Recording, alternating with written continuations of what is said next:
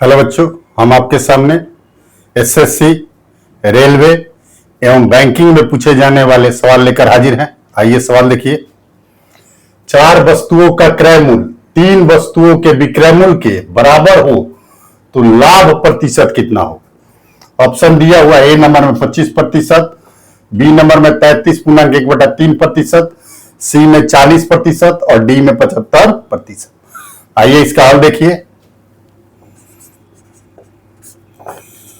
4 वस्तु का क्रय मूल्य दिया है तो मान लेंगे पहले एक वस्तु कितना में किनाएगा, एक वस्तु का क्रय मूल्य। तो माना कि एक वस्तु का क्रय मूल्य, एक वस्तु का क्रय मूल्य मान लीजिए 100 रुपया।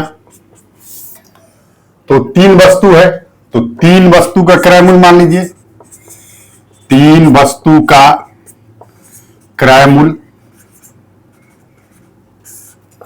एक वस्तु 100 रुपया में किना रहा है तो 3 वस्तु कितना में किनाएगा, 3x रुपया में। ठीक है।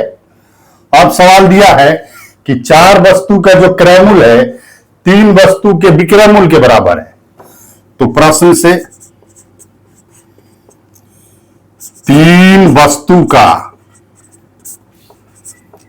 विक्रय मूल्य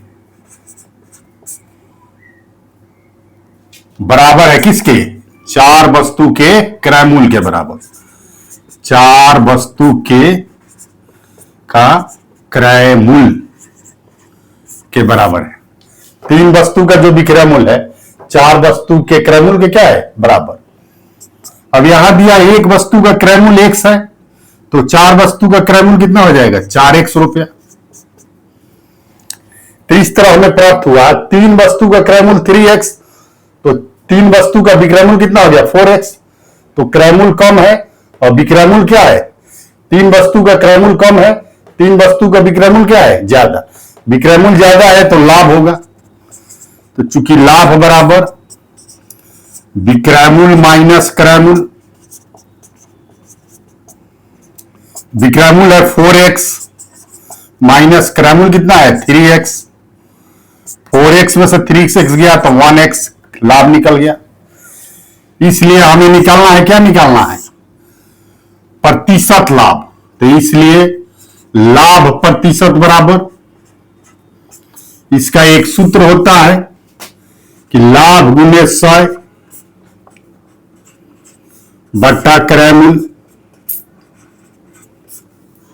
लाभ दिया हुआ है, लाभ कितना निकला है x गुने 100 बट्टा क्रय मूल्य।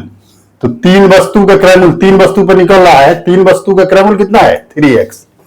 तो 3x लिख देंगे, x से x कट गया 100 बट्टा 3 प्रतिशत है, यही आंसर हो गया प्रतिशत। अब 3 से 100 में भाग दे देंगे, यहां पे